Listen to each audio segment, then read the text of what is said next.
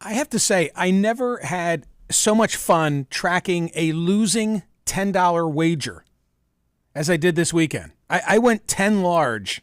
You did? On Colorado. That would be the Buffaloes. Minus 23 against Colorado State, the Rams. Like, what do I care about Colorado and Colorado State? Seriously. Well, then all of a sudden you do. You see what I'm saying? Totally. That's what's so fun about it. First of all, the game was 10 o'clock Saturday night. By the way, this is all Bet Parks. Thank you, Bet Parks, for allowing me to bloviate like this. The game was 10 o'clock Saturday night. There's no way I can stay up. I get up at 4:30 on Saturday. So Sunday morning, I couldn't wait to see the outcome of that game. Again, I had taken Colorado because of Coach Prime, Deion Sanders. I'm totally into this. And lo and behold, what I find out, it went into double overtime. I would have been up at like 4 a.m. You just stayed up. Yeah, I probably would have. If I tuned in when I did wake up, I probably could have watched the outcome of that game. Deion Sanders has totally electrified college football. Like, I'm looking forward already to Oregon, the Ducks, hosting Colorado because Coach Prime is now 3-0. And you know what it is about me? I love a storyline. It's not the X's and the O's. It's the personalities, and that's the way that I am with all sports. Tonight. Open the BetPark Sportsbook app. You'll be in the zone. You can do live in-game betting tonight. New Orleans, there's a doubleheader. 3-point road favorite at Carolina. Cleveland, 2.5-point road favorite playing the black and gold in Pittsburgh. Join me right now. Download the BetParks Casino and Sportsbook app. New customers make a winning $10 bet. Get $125 in bonus sportsbook bet back. You got to be a winning bet, and bonus bets have to be wagered once. Live betting, parlays, props, and teasers. They've got it all. You got to be 21, Pennsylvania, New Jersey, Ohio, or Maryland. Thank you, Parks Casino. Time now for some Monday headlines from the Smerconish.com newsletter. Can we talk about Russel Brand? The Greek, take him to the Greek, get him to the Greek. That's Russel Brand. Yeah, that is the Russel Brand movie that pops into my mind when I think of Russel Brand. Not Forgetting Sarah Marshall? That's another good one. No. Yeah, it's good. No, I liked Get Him to the Greek. I know that he did a remake of Arthur, but Arthur for me is always going to be Dudley Moore. Arthur was a great movie. I'm thinking of one particular line from Arthur, but I won't say it because it's the start of a new week. Turning over a new leaf. That's remarkable restraint. And so Good forth. Job. So the allegations against him. What's this case all about? It's the Times of London and Channel 4 in the UK that have done an investigation. They lay it out. 4 women are alleging sexual assaults between 2006 and 2013. So I'll quickly summarize what's being said or alleged about Russel Brand, the comedian and film star. One woman alleges that he raped her without a condom against a wall in his Los Angeles home. She says that Brand tried to stop her leaving. She told him that she was going to the bathroom. Now this is key. She was treated at a rape crisis center the same day. Okay? Because a lot of this is she says this and he denies. Her going on the same day. And the Times of London says that they've confirmed via her medical records. That's pretty significant. I think that is significant. I also think it's important to say that if someone doesn't go to a rape crisis center, it doesn't mean they weren't raped. I just want to say that to True, but it bolsters the case because she did. I'm agreeing with you, but I'm just saying. And I'm agreeing with you. It's important to say that. Thank you. Can't we all just get along? I think so, yes. Thank you. A second woman in the UK alleges that Brand assaulted her when he was in his early 30s and she was at 16 and still in school. She alleges that he referred to her as the child during an emotionally abusive and controlling relationship. Looking back, she says he engaged in the behaviors of a groomer. A third woman claims that Brand sexually assaulted her while she worked with him in Los Angeles. By the way, these locations are key because it becomes a matter, if they press charges, if the women want to do something about it, it becomes a matter for Scotland Yard and also for prosecutors in L.A. Third woman claims that Brand sexually assaulted her while she worked with him in Los Angeles. She alleges that she repeatedly told Brand to get off of her, and when he eventually relented, he flipped and was super angry. She says he threatened to take legal action if she told anyone else about the allegation. The fourth woman has alleged being sexually assaulted by Brand in the UK and him being physically and emotionally abusive toward her. The day before, Friday, the day before the investigation was published, he shared a video on social media where he denied all the allegations. As I've written about extensively in my books, I was very, very promiscuous. Now, during that time of promiscuity, the relationships I had were absolutely always consensual. I was always transparent about that then, almost too transparent. And I'm being transparent about it now as well. And to see that transparency metastasized into something criminal that I absolutely deny makes me question, is there another agenda at play? Is there another agenda at play, he wonders. So he says he was a promiscuous guy, but this is all consensual. Within hours of the alleged allegations being published on Saturday, he then did a comedy gig in front of a 2,000 capacity crowd at the Troubadour Wembley Park Theatre in northwest London as part of what he's billed the bipolarization tour. I'll tell you something else that is interesting about this case. It's already political, insofar as Elon Musk, Andrew Tate, and Tucker Carlson have rallied to his defense. Musk, quote, "Of course they don't like competition," Musk wrote in response to Brand's video suggesting he's being targeted as part of a coordinated media attack. Social influencer Tate, who's awaiting trial himself in Romania for rape and human trafficking charges, also threw support behind Brand on the platform. "Welcome to the club," he said. Political commentator Tucker Carlson piling on, writing, "Criticize the drug companies, question the war in Ukraine, and you can be pretty sure this is going to happen." Really? And what about the rape kit? Say I. Yeah, so that is the Russel Brand case. Very interesting, huge story in the UK and making headlines all around the globe. From the United States, I thought this was interesting. Maren Morris, leaving country music, does an interview with the LA Times at the time of some new musical releases.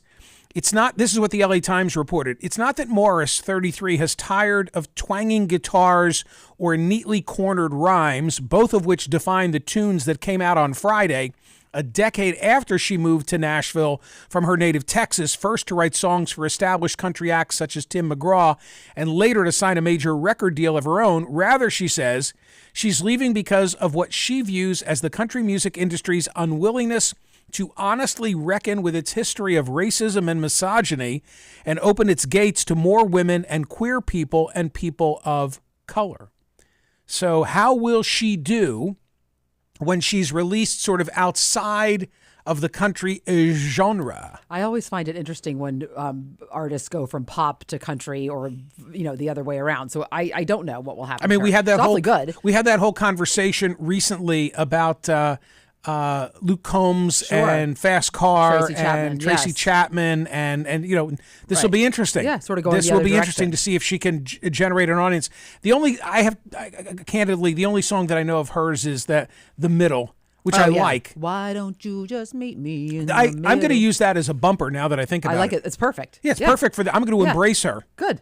I'm embracing her, so I will give her some play on some bumper music. Perfect. Maybe that will make the difference. I think so. Friday poll results, 22,278. Thanks for the votes. Will Joe Biden pardon Hunter? 64.12% said no, he will not. I was in the yes category. Saturday, we hit the 40,000 vote milestone. Love that. 40,926. Which is most effective in protecting and promoting the rights of the working class? Labor unions, the federal government, or the free market? Labor unions had 58% of the vote and change, followed by the federal government at 25% and change, then the free market at 15.96%. Scott Galloway was my guest on CNN on Saturday. He was great, as always. He says unions are a failed construct, and that although unions are being increasingly well received by the public, and that there have been some spots of organization, think Amazon, think Starbucks, he doesn't think they're effective, and that only the federal government that only the federal government can do what's necessary to protect the interest of the working class. Sunday poll results: will political polarization improve with the torch of power being passed to millennials and Gen Z? That was a 55-44 vote. This was a result of my conversation here last week with Doug Sosnick, the John Della Volpe polling data from Harvard, and a little Gene Twangy, as in iGen and Generations, sprinkled in. The question is, when boomers and Xers, through attrition, are no longer calling the shots, and now it's left to millennials and Gen Zers, will things get better? Better defined as less polarization. And 55% say yes, it will. And finally, in terms of poll questions, today, should the Rock Hall have removed Jan Wenner from its board based on his comments about why he didn't include women and black musicians in his new book? So the co-founder of Rolling Stone has a brand new book. The book is a selection of interviews and interactions that he has had with rock gods. How else can you describe Bono, Dylan, Garcia, Jagger, Lennon, Springsteen, and Townsend? What do they have in common? Well, they are rock gods, and they are also white guys. So David Marchese from the New York Times catches up with him and does an interview and asks him about that selection. And he says, in part, I'm looking now at the transcript that Marchese printed. It's not that they're inarticulate. He's now speaking about women and people of color. Although go have a deep conversation with Grace Slick or Janis Joplin, please be my guest. Joni was not a philosopher of rock and roll. She didn't, in my mind, meet that test, not by her work, not by other interviews she did. The people I interviewed were the kind of philosophers of rock. He uses the word zeitgeist, that the people that he wrote about were within his zeitgeist, and says that the others just didn't articulate. It's not that he was saying they aren't articulate. He was saying they don't articulate in the same way that those that he wrote about did. Now, here's my question. My question about this is, what if he published the book and didn't do the interview with the New York Times? So now you've got the Rolling Stone co-founder who publishes a book about interviews that he's done with these rock gods, and he addresses in the introduction, apparently, I haven't seen the book, it hasn't come out yet, the fact that they are all white guys, and tries to explain himself. But what if he then hadn't sort of compounded the quote-unquote infraction by doing a New York Times interview? Would the Rock and Roll Hall of Fame have dismissed him from their board? I don't think so. So what does that mean? It means that it's all about this interview. Did he say something in the interview? And what I found interesting, and I've said this already, but I'll say it again, is that within the New York Times interview, you get a transcript that is edited for, what do they usually say? Clarity and brevity. But they also embedded the audio. So I went and listened to the audio, and when you listen to the audio, there's a piece that was left out of their transcript, which I thought was most illuminating of all. So if you're willing to invest the time, you might want to go and listen to the interview, but cast a ballot on today's poll question, which is on that subject. Thank you, Steve Rosenberg, for your exclusive content today, reflecting on the 50th anniversary of the Yom Kippur War, perpetual regional instability, and its impact on Israel. Belated Happy New Year to those celebrating. More headlines now from Smerconish.com, the Monday edition of the newsletter. We had a great conversation last week with Ben Terrace of the Washington Post about Tim Scott's girlfriend.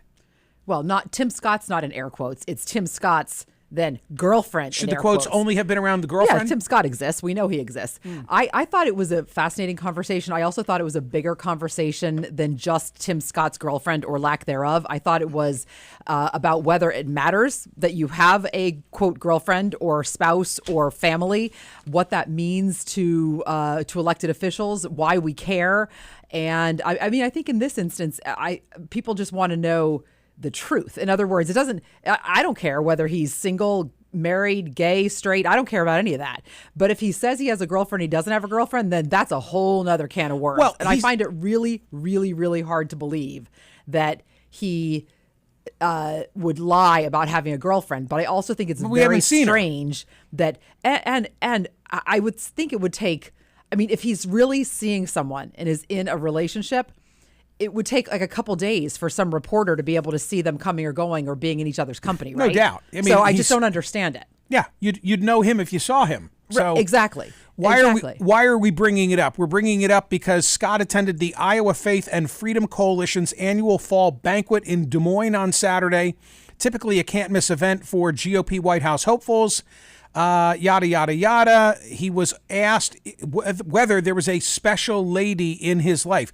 Other than his mother. That's the best part. Is that an appropriate question? No. Well, it is because it's in the news, but I just thought the whole thing was couched oddly.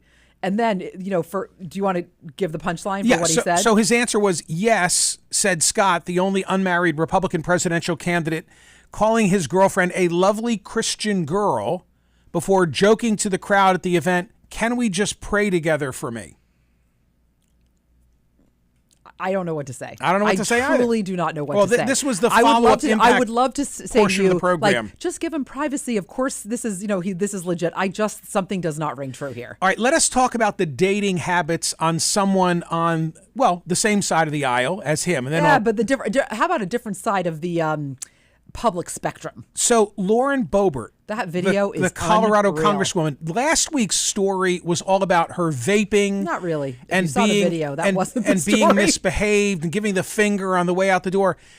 Now the video it's a total high schoolish grope fest. I mean, it's unreal. Like he's on her breast and she's in his crotch. Yes. Oh, yeah. At Beetlejuice. And then he takes his hand off of her breast and she puts it right back on her breast. She's like, no more. I mean, it is phenomenal. Yeah, thank you, TMZ. We linked to TMZ over the weekend. We had to. I mean, it's really also hard to deny any of these quote unquote allegations when it's on video. And by the way, again, I go back to, you do you, but don't do you and don't do him in a theater filled with other people and possibly kids. 1, 2, don't be a total hypocrite about like, oh, drag queens are so dangerous for our kids when you're like grabbing someone's crotch in the middle of a theater. Drag queens don't do that. Hypocrisy. Drag queens know better. It is the hypocrisy of the whole thing. Like, are you kidding me? Judge not, lest ye be judged. As TMZ recounts, Boebert's date first reaches over to fondle her right breast and almost immediately she puts a hand between his legs.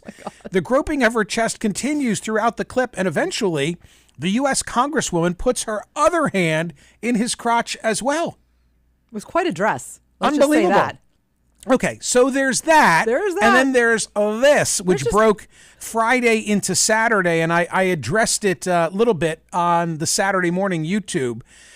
This is the Kristi Noem Corey Lewandowski story. Is this true? TC, the reason that I addressed it on Saturday, what I found so unusual about it is that it was not a story where Page 6 said, who is the would-be vice presidential candidate, rumored to be involved. It was none of that for cover. It was instead like, these two are an item. They've been an item for years. Everybody knows it. They've been in public cavorting, and now finally it has come to light. And of course, President Trump just a week ago, with Lewandowski in tow, was in South Dakota. Thank you. Doug Burgum is north. Was in South Dakota, and accepting her endorsement. So we're saying it is true. We're saying that the Daily Mail and New York Post are convinced it's true. They, of course, say it's garbage. That Governor Kristi Noem and Trump advisor Corey Lewandowski have been carrying on an affair for years. Yeah, both married. Right. Now, here's an interesting thing. How does this impact her vice presidential selection? I say not at all, for this reason. I don't think Trump was ever going to pick her. Does it mean that Trump will now distance himself from her and that speculation? And I say, absolutely not. Right. He will love this. Well, Matt Gaetz put He's a tweet high-fiving out. Corey Lewandowski. Matt Gaetz put a tweet out supporting both Kristi Noem and Lauren Boebert, like strong but again, Republican women cannot be silenced. Got to come back to Michael Wolff, Fire and Fury, Trump regarding every day as a reality show. I think Trump probably loved this story. No spokesman just said it wasn't true. Right. You know Let's that, make right? that clear. It's garbage. Lewandowski did not comment. It's a progressive liberal hit job. Have we said that clearly enough? Okay. So now let's get back to reality, which is that I think that Trump just loves anything. The only thing that Trump would rather, here you go. Go ahead. The only thing that Trump would rather about this story, about the allegations and so forth, what? Come on. If they were about him. Him. Right. If they were rumored about he and Kristi The only Noem. problem is if this takes away from him. Right. That's the problem. If there were like somebody had seen Trump, in the close clutches of Kristi Noem, then all of a sudden. But anyway, Trump is not going to be upset about in like a different era, maybe 10 years ago. If there were this kind of a story with this level of detail, then all of a sudden, this candidate and the advisor would be shunned. Right. Instead, they're going to be given priority. Oh my gosh. Is what I predict. Well, there's a lot of news. There's a lot of news, and it's all at Smerconish.com. I loved this. I have to say this before we shut down. I loved the Sunday newsletter where we had all three of our award-winning cartoonists, where we took their cartoon from the week and put it in the newsletter. You know what it is, Michael? It's our week in review, okay? And I worked them into the CNN show as well. So Rob Rogers, Jack Oman, Steve Breen was able to put their work on television, which was kind of cool, but it was in the Sunday newsletter as well. So, of course, you must subscribe to the newsletter. All right. Like and subscribe on YouTube. Thank you for listening, most importantly, on POTUS. See you tomorrow.